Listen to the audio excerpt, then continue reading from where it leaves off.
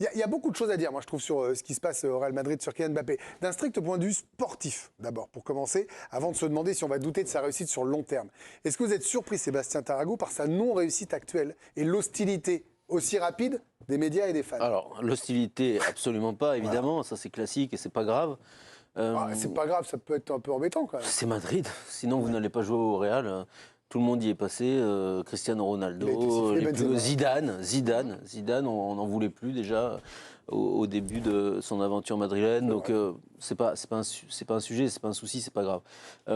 Est-ce que je suis surpris un petit peu, parce que j'avais sous-estimé l'état dans lequel il était, et notamment sur le plan psychologique, je pense. Je pense que j'ai toujours pensé qu'il aurait dû partir bien avant à Madrid.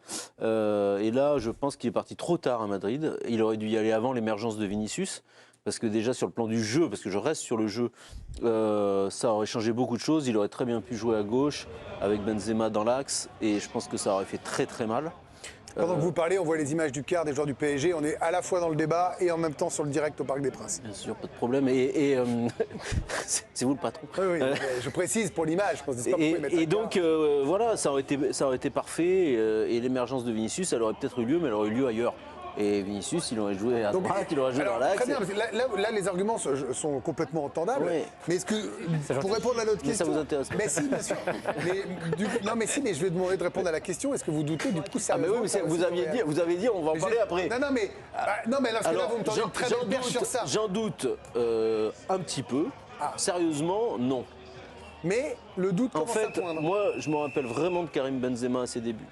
Il a été critiqué par l'environnement, évidemment. Il a été critiqué par son entraîneur José Mourinho de manière très frontale. Ouais. Le chaton. Le chaton, oui. Le chat, pardon. Et il a su rebondir. Il a su exister. Il était plus jeune, c'est vrai. On attendait moins de lui quand même. La pression n'était pas aussi importante. Il arrive avec un statut de meilleur du monde. Oui, mais il n'a pas non plus 30 ans, il a 25 ans, 26 ans. Il peut renverser les choses, mais la question, c'est dans quel état psychologique est-il? Et vous avez une réponse? Moi, je suis inquiet sur son état psychologique du moment. Je pense qu'il va vraiment pas bien. Et après, au-delà de cela, sur le jeu, est-ce qu'il est prêt à devenir un attaquant axial? Parce que là, il n'y a plus le choix. Donc soit il va se lancer dans une guerre un petit peu interne avec Vinicius Junior, ça existe partout, hein, ne soyons pas naïfs. Donc je pense que ce serait une erreur. Soit il va essayer de devenir un attaquant axial. Et là, c'est que lui qui peut décider de cela.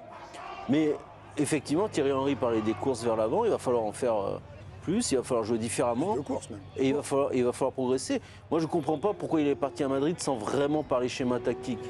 Il voulait y aller. Oui, mais parce qu'il y a le caprice Pérez, l'objectif, la folie. Oui, mais voilà.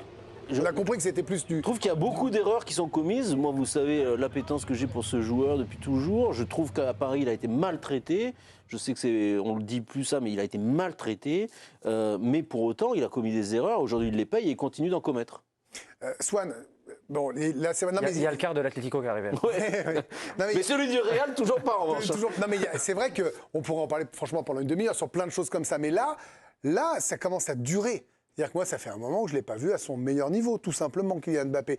Même en sortant un tout petit peu du pourquoi sur l'hostilité madrilène du moment. Moi, je suis comme Seb, je suis inquiet, mais à court, voire à la rigueur moyen terme, mais plutôt à court terme. Et moi, ce qui m'embête un petit peu, c'est que Thierry Henry, sur ce qu'Adrien a montré, a pointé un des dysfonctionnements et des problèmes de Mbappé, qui est un problème finalement depuis toujours, parce que Mbappé, il court très vite, mais ça n'a jamais été un joueur qui courait beaucoup. Par contre. Il se l'est fait remarquer la semaine dernière. Hein. Exactement. Et là, on voit que ça pose un problème avec Bellingham. Mais moi, ce qui m'ennuie, c'est que c'est l'œuf et la poule. On tombe sur Mbappé, je pense à juste titre pour certaines raisons, mais Mbappé, il joue dans une équipe qui marche à l'envers. Vraiment. C'est-à-dire que quand on a montré des images de résumé ou quand vous regardez un match du Real Madrid, vous vous rendez bien compte qu'il y a un problème Mbappé, mais qu'il y a un problème Real Madrid. Adrien en parlait, la presse parle de Vini sur le replacement défensif. Je regarde quand même souvent les matchs du Real. Il n'y a pas que ça comme problème. Le Milan a eu un match hyper facile sur les transitions. C'est une équipe qui peine à défendre ensemble. C'est une équipe qui a eu des départs ou des joueurs qui vieillissent qui ont été très importants comme Toni Kroos, comme Luka Modric. Où on a un Tchouaméni qui n'est pas forcément excellent non plus. On disait ça déjà un peu l'an dernier, c'est vieillissant, puis ils vont gagner la Ligue. Oui, mais ce que je veux dire, c'est que Mbappé n'est pas bon, mais le Real est mauvais. Est-ce que c'est uniquement à cause de Mbappé que le Real est mauvais? Moi, je ne pense pas. C'est juste ça qu'il faut remettre aussi. Je pense que c'est notre rôle de le remettre au centre de la conversation. Sauf Donc, que ça bouleverse les équilibres, l'arrivée d'un joueur comme ça. Ouais, je pense ça. Et par exemple, Vinicius, c'est quelqu'un qui défend, normalement. Bah, oui, et moi pour s'il le fait plus, c'est plus un doigt d'honneur qu'autre chose, je pense. Ouais. Mais ça, Donc je suis d'accord. attention. Et Bellingham aussi, c'est un doigt d'honneur, je pense. Grosse certaines de ses personnalité, attitudes. Bellingham. Ouais, voilà, Pas donc- facile. Donc ça, c'est tout le problème. Eh ben, vous faites bien de parler de Vinicius, messieurs, parce que c'était l'autre grosse cible, l'autre grande cible attaquée par les réseaux sociaux, par les médias aussi. On l'a vu avec Adrien un peu plus tôt. Malgré son pénalty, critiqué pour son attitude avant tout. Simulation grossière après un contact avec Mike Maignan, remarque à l'arbitre, geste d'énervement. Il a d'ailleurs écopé d'un carton jaune pour avoir lancé un tué-fou à l'arbitre en mimant un geste de folie. Tout ça, finalement, ça ternit encore un peu plus son image après toutes les polémiques liées à son absence au Ballon d'Or. Et j'ai sélectionné quelques réactions sur les réseaux sociaux. Vinicius, t'as perdu un Ballon d'Or à cause de ça et tu ne grandis pas dans ta tête. Qu'est-ce qu'on a encore? Horrible attitude de Vinicius, c'est très frustrant de regarder ce match. Ou encore Vinicius qui vient de se faire tacler par un fantôme, donc pour parler de cette simulation que j'évoquais. Donc Vinicius, c'est vraiment, ok, il y a Mbappé, mais il y a lui qui est très critiqué aussi. Oui, et concernant juste Kylian Mbappé, pour revenir un petit peu sur le débat, et pourquoi on doute et on commence à s'inquiéter, c'est que d'habitude, et surtout la saison dernière, il marquait une quarantaine, une cinquantaine de buts, club et sélection. Là, c'est un but marqué sur les 6 derniers matchs. C'est 11% de ses tirs, toutes compétitions confondues, qui se transforment en buts.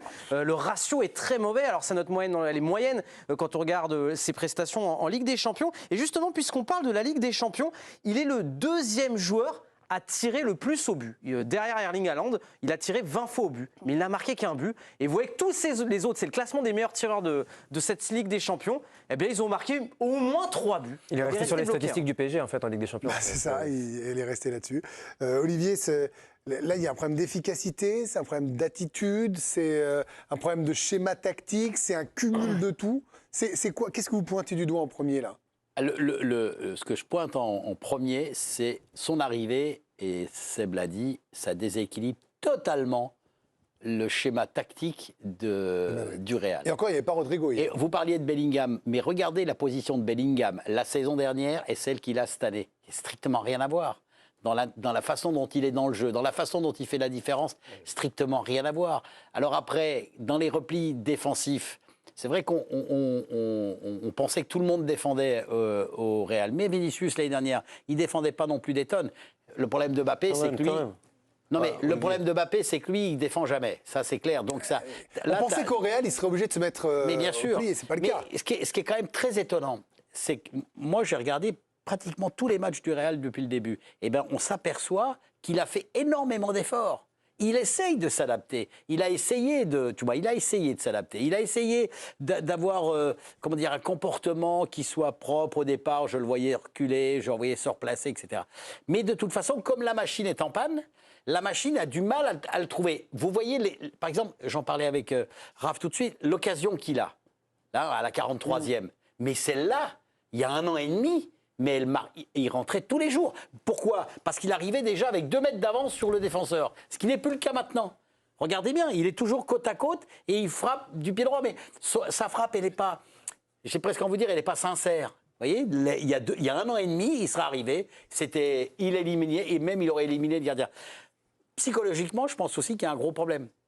Il a un problème, ce garçon, je ne sais pas lequel, mais il a un problème. Moi, je ne le sens pas bien. Il était peut-être perturbé par les élections américaines. J'en sais rien. Non, mais ça, c'est depuis 1 an. Moi, je trouve qu'il n'a pas la tête. Puis après, je vous dis, moi, c'est le déséquilibre dans le jeu du Olivier, dans le jeu tu du peux pas Real. vivre dans le conflit tous les jours. Moi, je te rejoins possible. là-dessus. Quelle J'ai que aucun soit ta problème. surface financière, quelle que soit ta notoriété. Mais non, mais on est d'accord. Mais ça, y a tous pas de les souci. jours, tu es en conflit. C'est pas une vie. Non, c'est quelque chose qui lui fait du mal, quelque chose qui est automatiquement. Donc, ses performances footballistiques, on en ressent. Et son geste, Oui, regardez. on a bien vu, elle n'était pas sincère, sa frappe.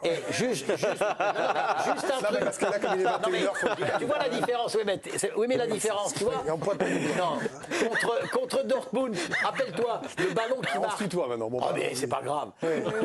Non, mais le ballon qu'il met quand il pique, ça c'était un geste, c'était un beau geste. Mais celui d'hier, pour moi, il est c'est pas pas un beau sincère. geste. J'aime bien le pas sincère. Et je suis sincère quand je vous le dis. Voilà. Olivier Bossard, on termine avec vous. Est-ce que vous doutez de sa réussite au Real? Est-ce qu'il est capable de se relever? Parce que voilà, la seule question qui vaille, on fait le constat. En ce moment, ça marche pas, ça matche pas, ça marque pas. Est-ce qu'il est capable de relever la tête? Mais on se posait la question déjà à l'Euro, on se posait la question en fin de saison dernière au PSG, et on se pose déjà la question au Real. Franchement, moi j'ai du mal à douter de lui. J'entends mes camarades et je suis d'accord, ça fait un an qu'il est moins bon, mais j'ai du mal à croire qu'il n'arrive pas à trouver la clé. C'est quelqu'un qui arrive toujours à résoudre l'énigme depuis toujours. À Monaco, on le disait, trop jeune, il a suffi d'un match à City pour qu'il renverse la table. Il débarque au PSG, il est numéro 3 derrière Neymar, Cavani. En 3 semaines, c'est réglé, il est titulaire. En équipe de France, on a dit que ça allait prendre un peu de temps aussi. En 2018, on voit la Coupe du Monde qu'il fait. Au PSG, on l'a accusé à un moment d'être trop individuel, pas assez collectif. La saison d'après, il finit meilleur passeur du championnat. Je trouve qu'il arrive toujours à trouver la clé et à résoudre l'énigme. Et je ne trouve pas qu'il fasse des non-matchs. Olivier, tu as raison. Hier, il doit la mettre, mais malgré tout, je trouve qu'il y a quand même des occasions. Hier, Maignan en sort 2. Pendant le Classico. Oui, mais le problème, c'est qu'il y a l'attitude qui va revenir. C'est si vous n'êtes pas efficace. Nous, on ne découvre pas qu'il ne marche pas dans les matchs. Enfin, au PSG, c'était le cas par moment. J'ai l'impression que le Real le découvre. C'est ça qui est un peu bizarre. Oui. A priori, si vous prenez Mbappé, ce que disait Seb, c'est que vous l'avez quand même supervisé. Vous connaissez ses énormes forces et ses petites faiblesses quand même. Enfin, a priori. Bien sûr. Normalement, si vous mettez autant de... C'est presque des joueurs qu'on ne supervise plus finalement, ceux-là, par rapport au scouting. Mais vous avez raison. Il a plus son petit fichier Excel. C'est certain. Et qu'en pensent nos téléspectateurs, Alicia? Malheureusement, ils ne sont pas très optimistes, nos téléspectateurs et nos auditeurs, puisqu'on vous a posé la question à vous aussi. Doutez-vous sérieusement de la réussite de Kylian Mbappé au Real Madrid? C'est un oui à quasiment 80%. Donc, peu d'optimisme pour nos téléspectateurs. On va remercier Adrien Courbe de nous avoir proposé ce débat. Et c'est pourquoi. Merci Adrien.